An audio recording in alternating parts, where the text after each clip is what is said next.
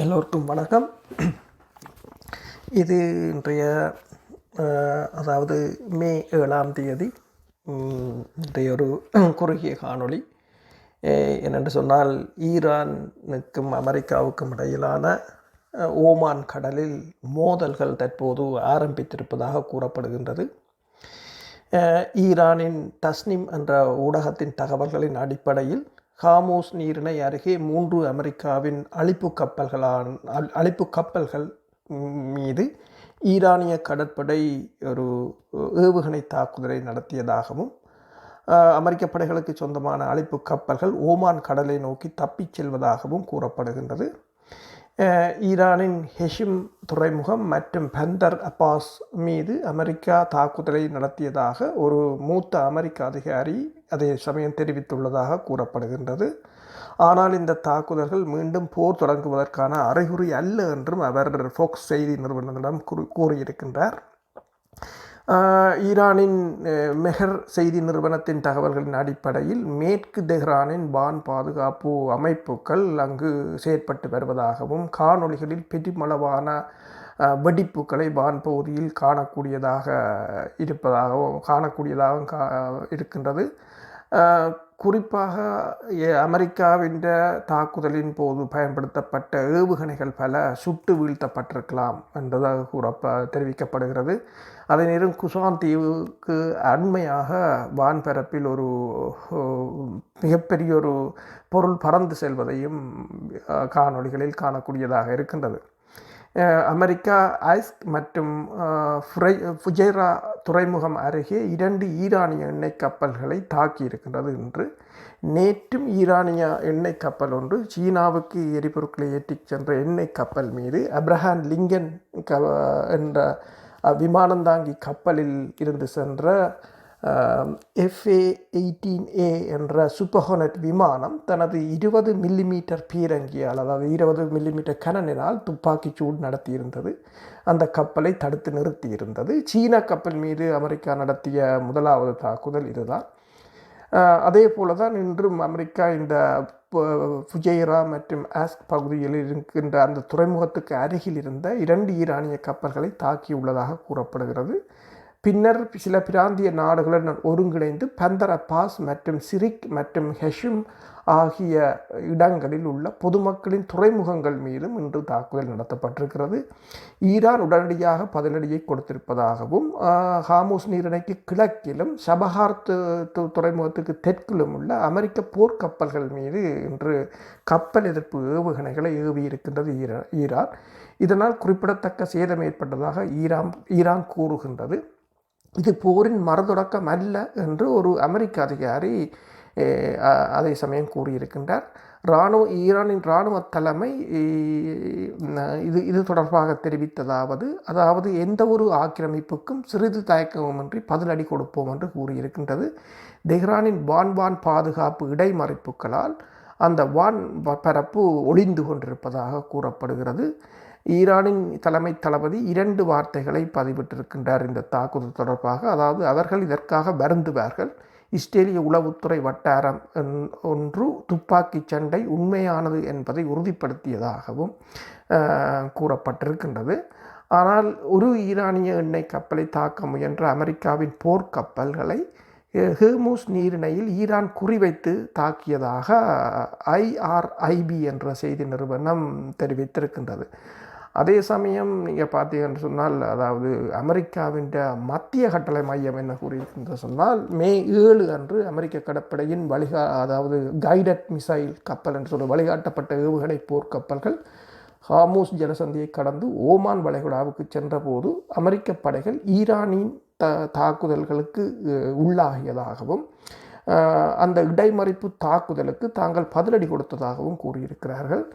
USS Thruxton, அதாவது DDG 103, மற்றது USS Rafale பெரஸ்டா DDG 115 மற்றும் USS மேசன் DDG 87 ஆகிய 3 அழிப்பான் கப்பல்கள், டிஸ்ட்ரோயர் கப்பல்கள் அந்த சர்வதேச கடல் வழியை கடந்து சென்ற போது ஈரானிய படைகள் பல ஏவுகணைகள் மற்றும் ஆளில்லாத விமானங்கள் மற்றும் சிறிய படகுகள் மூலம் ஒரு தாக்குதலை இந்த 3 கப்பல்கள் மீது மேற்கொண்டிருப்பதாகவும் எந்தவொரு அமெரிக்க கப்பலும் சேதமடையவில்லை என்று சொல்லியும் அமெரிக்க மத்திய கட்டளை பிரிவு சென்ட்ரல்காம் தெரிவித்திருக்கின்றது.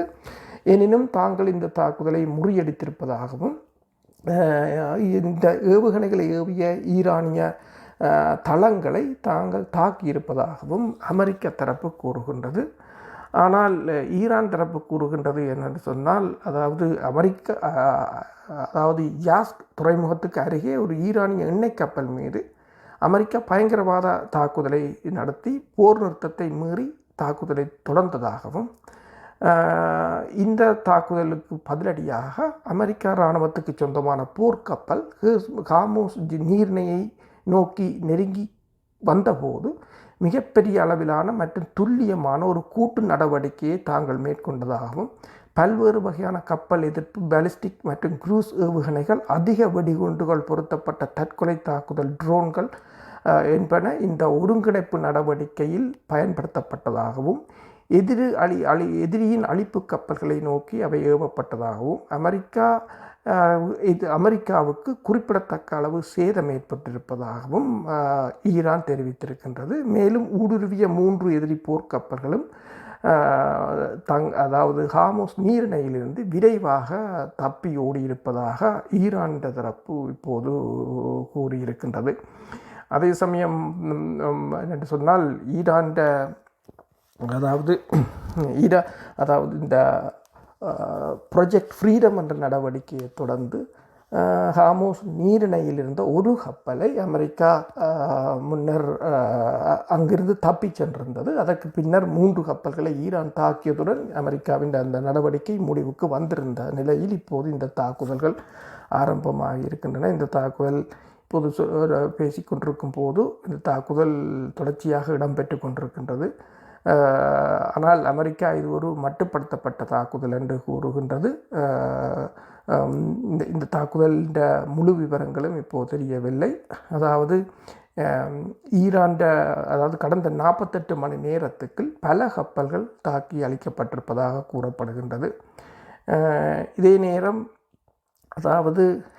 Iran heat seeking missiles, Iran வெப்பம் தேடும் ஏவுகணைகள் அமெரிக்க வான்படைக்கு ஒரு கெட்ட கனவாக மாறியுள்ளன என்றும், ஈரானின் வெப்பம் தேடும் ஏவுகணைகள் அமெரிக்க விமானப்படைக்கு ஒரு கடுமையான அச்சுறுத்தலை ஏற்படுத்துவதாகவும் த நேஷனல் இன்ட்ரெஸ்ட் என்ற நாளேடு தெரிவித்திருக்கின்றது. ஏவுகணையின் இலக்கு தலை மற்றும் இயந்திரத்துக்கு ஒப்பீட்டளவில் குளிர்ந்த சுற்றியுள்ள காற்றுக்கும் இடையிலான வெப்ப வேறுபாட்டை கண்டறிகிறது என்றும் அந்த பதிவு அதை விளக்கியிருக்கின்றது. அடுத்து அந்த அமைப்பு மிகவும் சக்தி வாய்ந்த அகச்சிவப்பு மூலத்தை பொதுவாக விமானத்தின் இயந்திரத்தை கண்டறிந்து அதை தொடர்ந்து கண்காணித்து ஏவுகணையின் பயணப்பாதையை இடைவிடாமல் சரி செய்கிறது என்றும் அது கூறியிருக்கின்றது. இந்த ஏவுகணை மூலம்தான் அமெரிக்காவின் F-35 ரக விமானம் சுட்டு வீழ்த்தப்பட்டிருந்தது. இப்போது துருக்கியின் ஓய்வு பெற்ற ஜெனரல் ஏர்கின் சாய்குன் என்ன தெரிவித்திருக்கிறார் என்று சொன்னால், உக்ரைனை பாருங்கள், உங்களுக்கு தெரியும், உக்ரைனில் உண்மையில் ஒரு கடற்படை இல்லை. உக்ரைனிடம் உண்மையில் ஒரு கடற்படை இல்லை. ஆனாலும் அவர்கள் ஆளில்லாத விமானங்கள் மற்றும் ஏவுகணைகளை பயன்படுத்தி ரஷ்யாவின் கருங்கடல் கடற்படையில் சுமார் 30% அளித்திருக்கின்றனர்.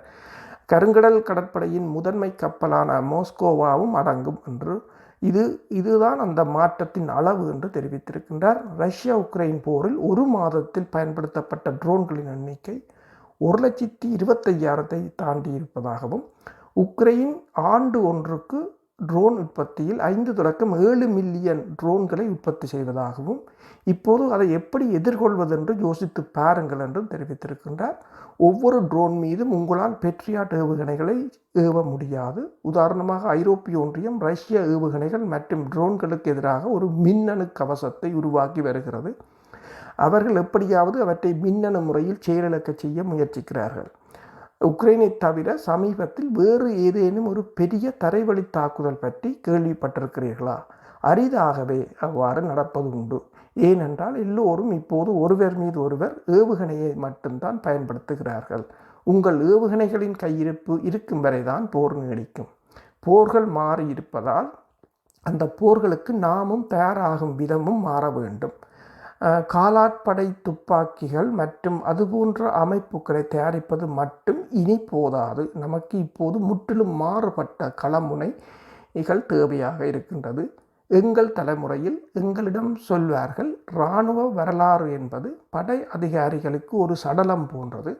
வேறு விதமாக கூறினால், ஒரு மருத்துவ மாணவன் ஒரு சடலத்திலிருந்து மனித உடலை பற்றி அறிந்து அதன் மூலம் எதிர்கால மருத்துவ பயிற்சிக்கான பாடங்களை கற்றுக்கொள்வதைப் போல இராணுவ அதிகாரிகளும் கடந்த கால போர்களை படித்து அதிலிருந்து பாடங்களை கற்றுக்கொண்டு எதிர்கால போர்களுக்கு தங்களை தயார்படுத்தி கொள்வார்கள். ஆனால் இப்போது அது மட்டும் போதாது. கடந்த கால போர்கள், எதிர்கால போர்கள் பற்றிய போதுமான அறிவு அதை கற்பிப்பது இல்லை என்று அவர் கூறியிருக்கின்றார். அதாவது அமெரிக்காவை பொறுத்தவரையில் இந்த போரில் ஏன் இவ்வளவு தூரம் அமெரிக்கா இந்த போரை வெல்ல முடியாது இருப்பது என்பதற்காக, அதாவது அமெரிக்கா 20வது நூற்றாண்டு போரை போராடுகின்றது, ஈரான் 21வது நூற்றாண்டு போரில் இருக்கிறது என்பதற்குத்தான் அவர் இந்த கருத்தை கூறியிருக்கின்றார்.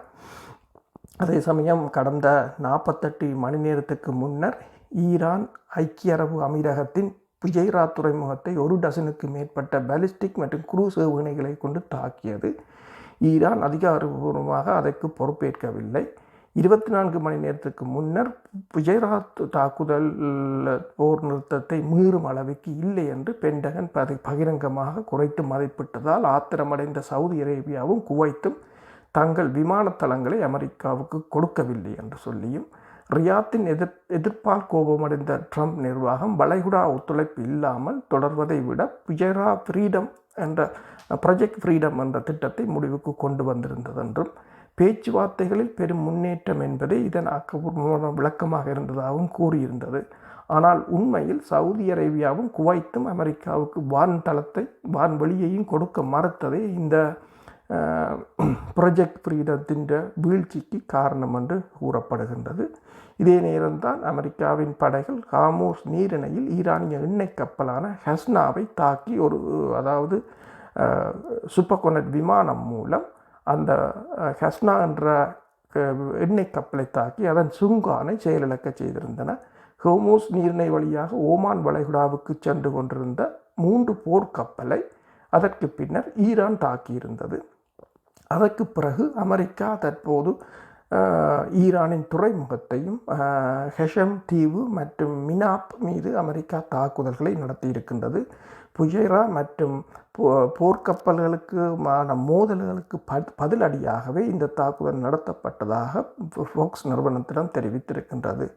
ஆனால் அதாவது ஏப்ரல் 8 முதல் அதிகாரப்பூர்வமாக அமலில் இருந்து வரும் போர் நிறுத்தம் தற்போது இந்த மட்டுப்படுத்தப்பட்ட சண்டைகளுடன் தொடரும் என்றும் அமெரிக்கா தெரிவித்திருக்கின்றது. அதாவது அமெரிக்கா இந்த போரிலிருந்து வெளிவரப்போவதில்லை, இருந்தாலும் தாக்குதல்களில் இருந்தும் அந்த போர் நிறுத்தத்திலிருந்து வெளிவரப்போவதில்லை, இருந்தாலும்